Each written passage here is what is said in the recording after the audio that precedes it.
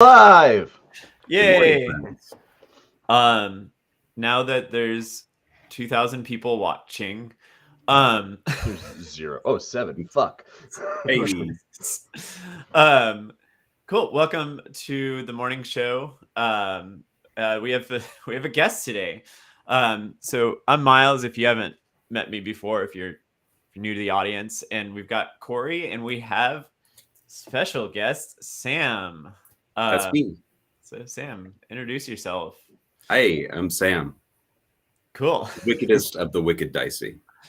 Yeah. So he's the wicked father of the wicked Dicey. Yeah.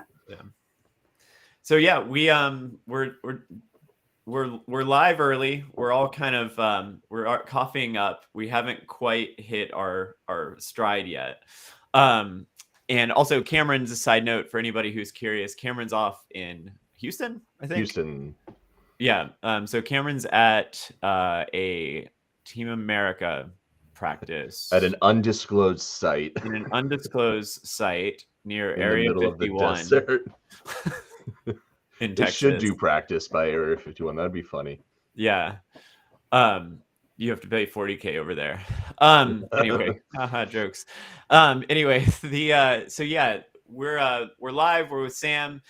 We kind of want to rotate through a cast of guests over time, and the first one that popped up in my head was Team Clamhand from Ryan. Of course, thanks, Ryan. You'll be on here someday too. Despite greatest fears.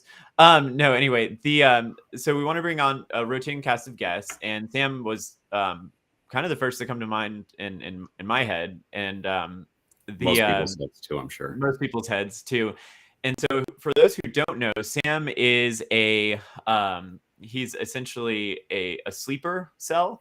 So he, in my experience, he goes 2 and 3 for lists that are wacky, and he's just having fun, and he's drank a little bit too much, but having fun all the while. And then on Wednesdays, he shows up and beats Noah in 30 minutes. So Sam is a little bit of a spectrum when it comes to playing competitively, and we love him for that. So yeah, I have hit all of the numbers. One that's not true. I haven't hit my 0 and 5 yet. I've gone 1 through 4 through 5 and 0. One of these days I'll hit that 0 and 5. I'll chase you there. I can help you with that, Sam. I'm very good at losing games. I've given you a couple chances. You haven't yet. So, well, we're not even going to talk about those games on this. So for any audience folks, members who tune in later or live now, Sam, tell us about like a little bit, like give us the 411 on like your tournament, like hit list. Like you won Adepticon, right? At one point or another. 4 years running, I haven't lost a game at Adepticon. 4 years running, you haven't lost a game. And you're going this year or not? What's that? You're going this year or not? I'm not going this year. I figured I'd let somebody else have a chance. Is that how it works? Yeah. If one of us were to late in the game decide to go, would you be convinced to go? Probably not. But if it were you, Korey, maybe. All right. Yeah. Well, that's the secret. I'm trying to make Adepticon work this year. It is a great time. I love Adepticon. I've been probably 10 times. First time was 2006. And the event's like one of the best in the country, I gotta say. Just the scale of it. It's a convention more than just Warhammer. There's so many nerds there, thousands of nerds playing all kinds of games. Their vendor game is next level. They have like 280 something vendors. I was like scrolling through their vendor list. Wild. It was I was just like trying to solve like the vendor situation for us for Ironweld and Neverwinter, and I'm just like, all right, there's something to this thing, and they have a lot of it, so maybe that's the secret sauce. But yeah, they were kind enough to give website links for all their vendors, so I'm gonna be harassing a bunch of vendors. Well, actually, Brad's going to be harassing a bunch of vendors, not me. We should see if we can get that guy that there's some local store guy that goes there. I think he goes to Nova too. But he sets up with like Trident Games or something like that, I think. I couldn't tell you the name of it, but he sets up with like rows of shelves of old like loose minis that are. Oh yeah. He wild. is at Nova. Toledo Game Room, I think. That sounds familiar. Sounds They right, used to be at LVO, and then LVO started doing that, and then he was uninvited to participate. We'll invite him over here to Boston. Hell yeah, we will. Get him some business. Yeah.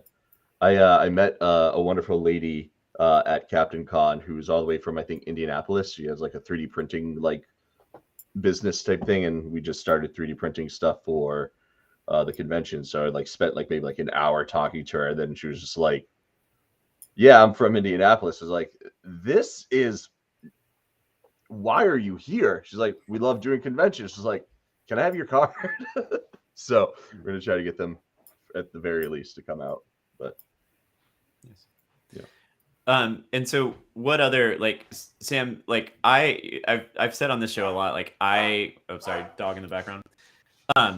So I've said on this show a lot, like I'm relatively new to the scene. And so when I first met you, we played against each other, and I was like, I'm really smart and I can win against this veteran player that showed up out of nowhere and is very soft spoken, and this is going to be great. And I did win, but that was like Golden Screw, right?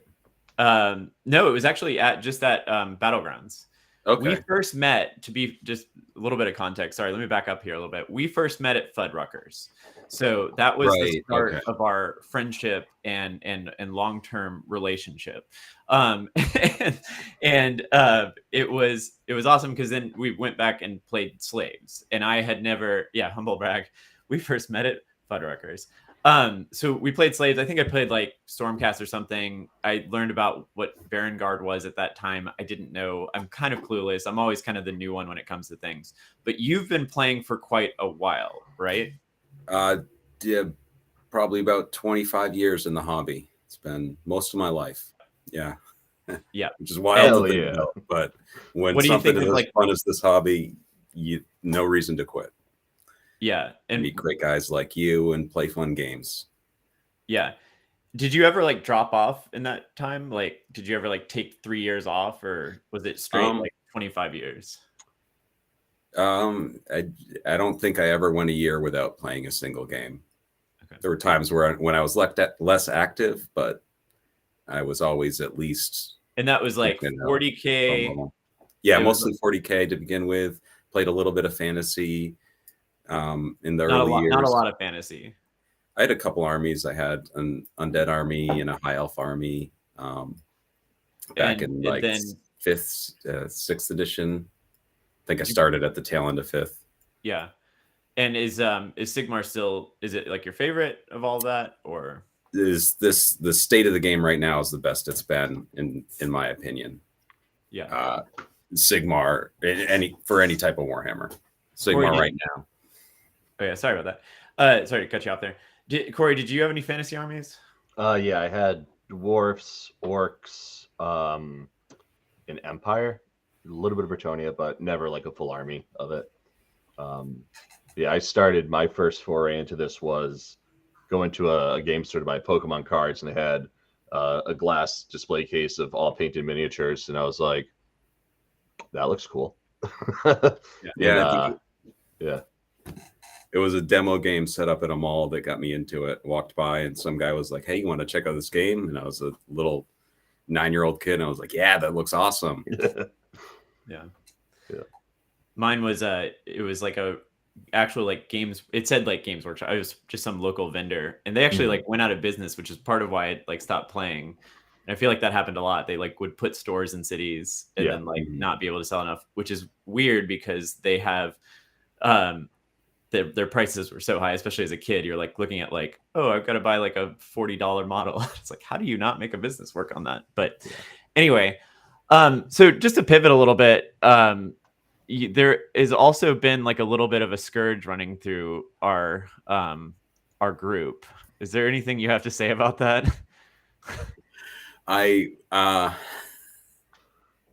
Yes. If you're looking for something to, the way I see it, and Cam, our missing friend today, is my Legion partner in crime. It really scratches a different itch than Sigmar.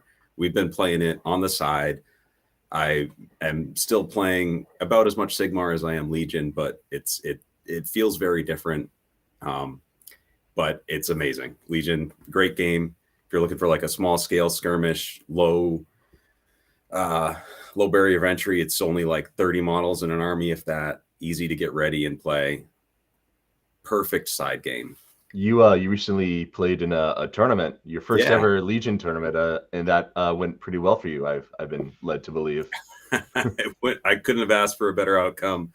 Cam and I played at skirmish Legion event, so it's their smaller scale points, 500 points, at Captain Con last weekend, and we both played on we won our first 2 games each, played each other on the last table, and it came down to a draw. It was great. That's awesome. Yeah. My Luke Skywalker ran across the board and chopped his ATST in half. That's crazy. Yeah, y'all got me to play it the other day, and it was fun. I don't know. I had a little bit of a time. You're a convert now, right? You're gonna go buy an army?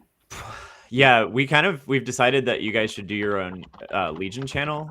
And actually, you don't know this, but I sent out like 4 emails this morning to like Legion content creators, and I was like, because we're trying to like knock down doors to be like, hey, we've got this kind of, we've got this fun event in May, and we're trying to get the Legion scene up and going. And I volunteered you and Cameron. I was like, we have these rabid fans that want to join your show and talk about Legion.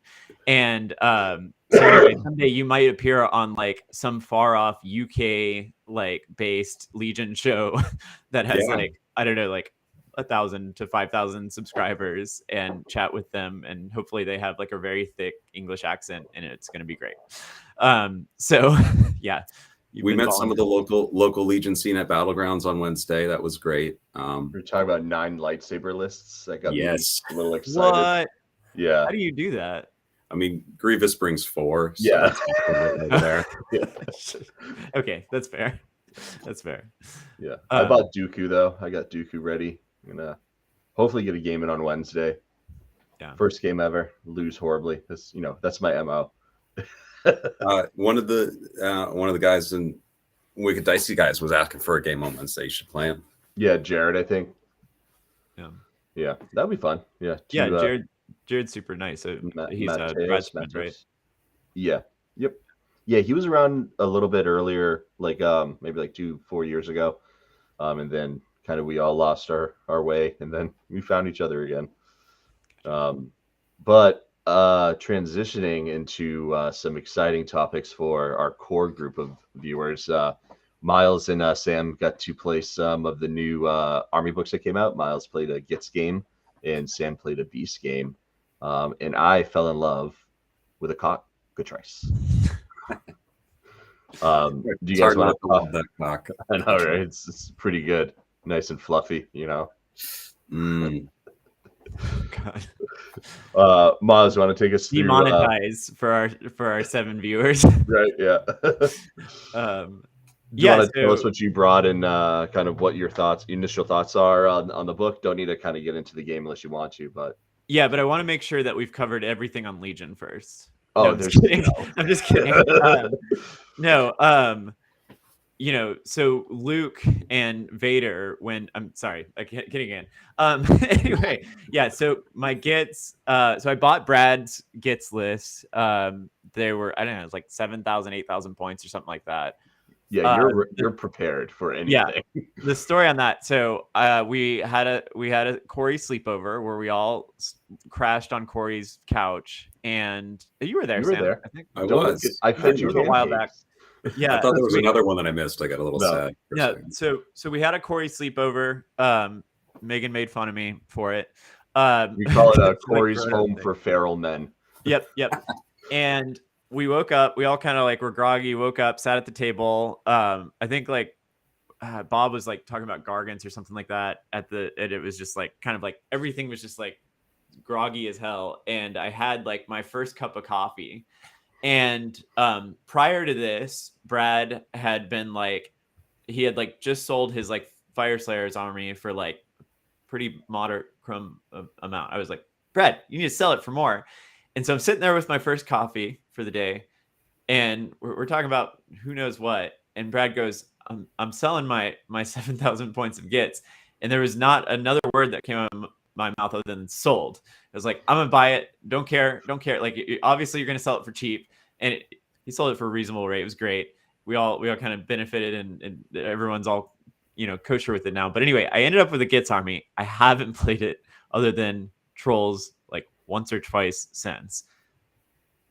New book comes out. I'm ready to meta chase. It's time. It's time to win a game. Welcome to the club. I've got to go back to my days of defeating Sam back at Battlegrounds that one time. And then, so anyway, I'm trying out Gits. I watched Jeremy Vessier's video, and I took, I like to like watch a lot of videos about group like games, and then like kind of adjust the list to my liking, and then eventually create like a from scratch original list. Like I'm not cool enough to make the scratch list yet. I mean, I can, but like, I feel like I don't get the nuance, right? So I'm doing the Squig herd extravaganza, 36 squig, 12 squig, 12 squig, Bounders and then Boingart bounders, 10 of them, and the troll guy, the Dinkhold general guy, squig herder, fungoid, cave shaman, and then there's a couple of nuance like other things in there. Anyway, I played Mike against his Gits as well. So it was a Gits off. And so the funniest things in the entire world happened in this game. So basically you wouldn't think that a Gits off would be absolutely smackered, but it was nuts because the Mike basically won on getting his Boingart Bounders to my Loon Shrine and rallying on my Loon Shrine at the end of the game, stopping my grand strategy and also stopping my battle tactic for the turn because I needed to kill the Boingart Grounders, who I'd gotten down to one bounder early on in the game. And he won. And the other funny thing that was, just like, they definitely receive a glow. So the other funny thing was the Endless spell, little moon-looking Malevolent Moon. Cool little character guy. Mm-hmm. Cast it, Endless spell goes out, and I think the keyword, if I might not mistaken, but it benefits a 12-inch R's to other Gits players. So I basically had a moon, like giving a moon to him as well. So it was no good. So hopefully I play somebody that's not like Mike, great opponent, fantastic opponent. Love playing him to death. He's one of my favorite players to play. If I'm sure you all both can recommend that as well. Mike is brilliant, Mike, and lovely. He comes up with the oddest combinations on this earth. That's kind of why I play Mike. I'm like, what's the low down and dirty on something none of us have thought of? And so, and one of them was he buried 10 fanatics in a Gobapalooza, which I thought was very interesting. So because it's a unit now, you can Hand of Gork the Gobapalooza forward, and then drop the fanatics out and do a 6-inch charge into whatever. And then on the clapback, the Gobapalooza has a 4-up ward and 3 wounds each. So you got 15 wounds on a 4-up ward. And that is hilarious. That's spicy. I tore into him. It's super spicy. And so I was like, I tore into him, and I was like, well, this sucks. You still got 2 Gobapaloozas left. Like, I can't do anything about this. So anyway, that was my game on Wednesday. It was really, really enjoyable, really fun. And just figuring out the Gits on Gits mechanics was a time. So yeah, not to take all the light, Sam, you also had a very interesting game that I'm still reeling from. I'm like, what? How? It was interesting. Unfortunately, we didn't have time to play a full game, mostly because we spent too much time next door at Fudd's drinking. We should get sponsored by them. We say their name a lot. Yeah. We should. I'll look into that. Yeah, so we played just mostly some concept testing with new Gits versus new Beasts, and I gotta say, even after half of a game, I'm 100% in love with the book. I want to play Beasts forever now, which is sad because my Unpainted Slaves army is sitting on my table behind me, and they will continue to be unpainted now for a while longer. I've forgotten about that. Yeah. No, the game, I had to try out null deploying just because they gave me the option to do that. So I deployed 0 models on the table turn 1.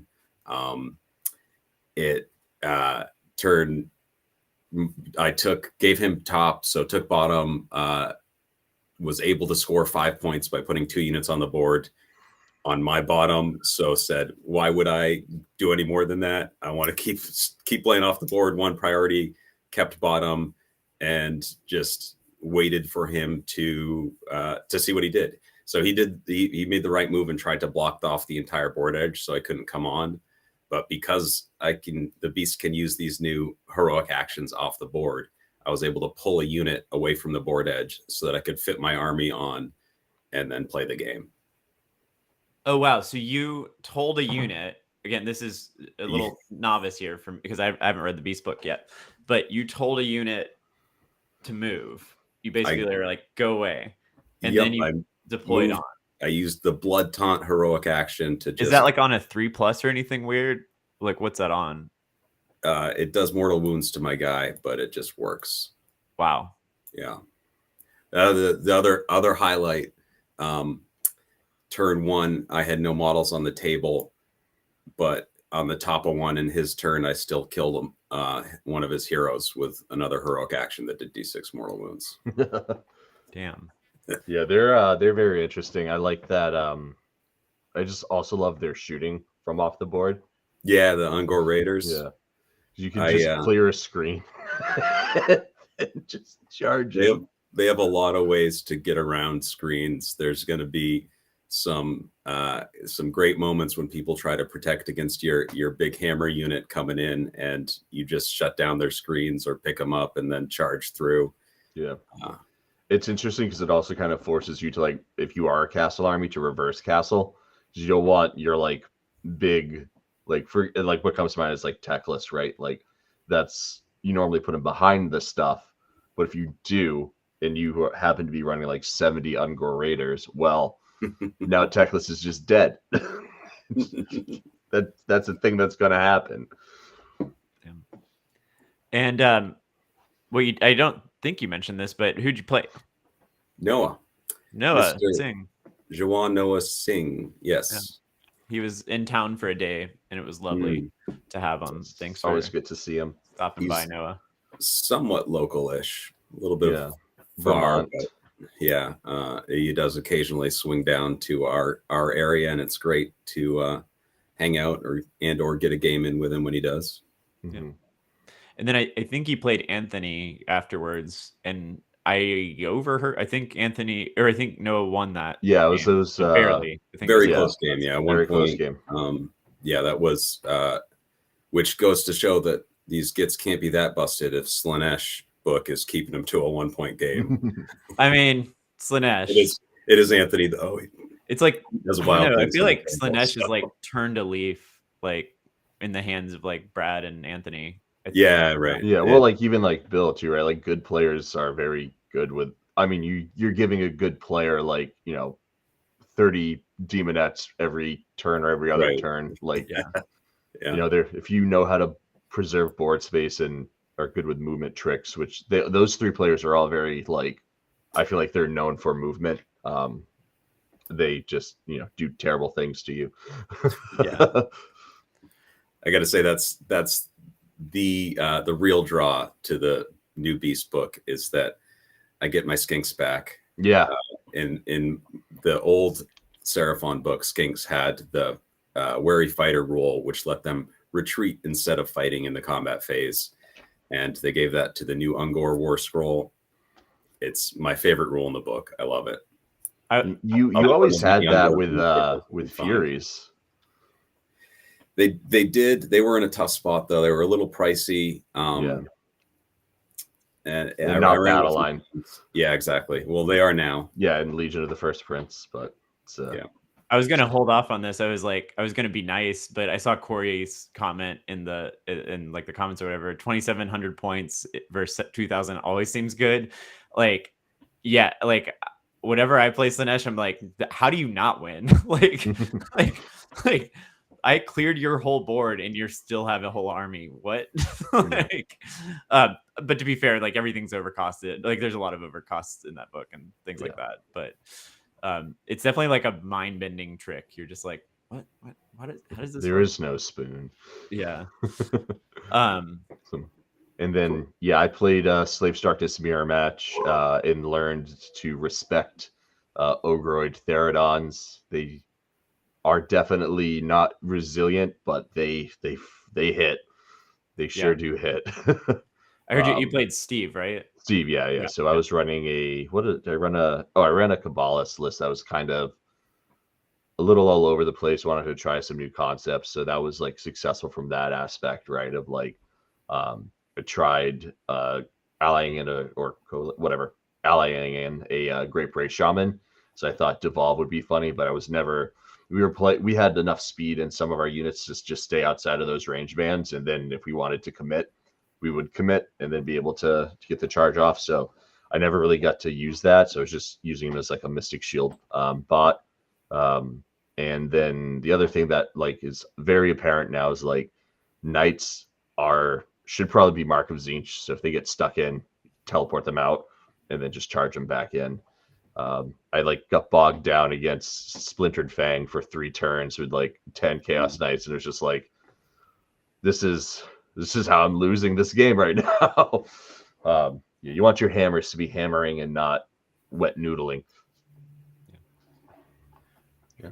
So he got you there. Yeah, I think he told me he kind of walked up after and he was like, I think he did like 39 damage with the Ogroids. Yeah, he lifted my like 6 Varangard with the Ogroids, and then at that point, also my Chosen were undivided, so they were in his Chosen were Nurgle.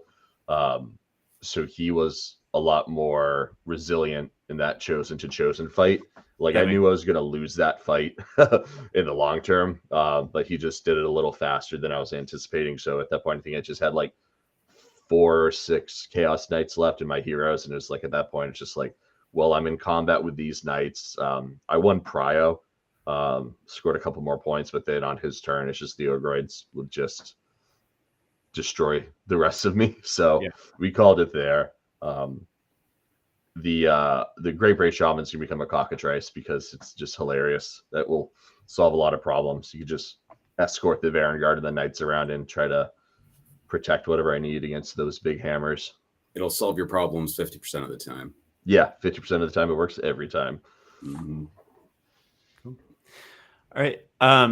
Not to be a bearer of bad news, but I think we need to kind of start cutting out here. I think wrap it up. Some prior appointments. So it's going to be a little bit of a shorter show today. Sam, thanks for joining us. You're our first special guest. Thanks for having me. We're really excited to have you. And we're gonna throw some other folks on here at some point, despite their, trying to avoid our constant nagging and messages. And Sam, come back.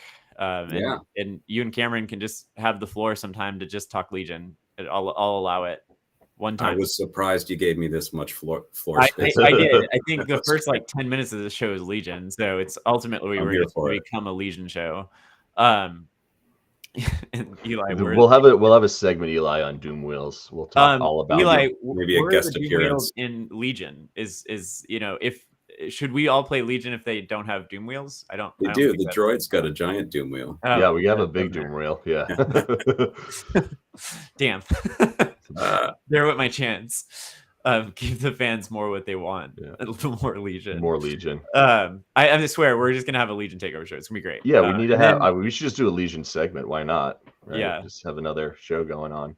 Yeah, the Fallout. So happy Friday. Yeah, that's true. Happy Friday, y'all. It's everybody have a lovely day, and get some more gaming in this weekend. I'm playing Saturday. If anybody wants to join me at my house, Megan's out of town throwing a little party. It's actually just me and Evan Nice. from Alpha Omega. But anyway, Cool. welcome to come over and play. Sam, just go play in the corner. So it'd be great. I'll come play in the corner at your house anytime, Miles. Sweet. Nice. If you enjoyed the show, give us a like, give us a subscribe. Don't forget, Ironweld is coming up in May 27th through 29th-ish. Details are in the video description, so find out more down there. And we'll see you all next week.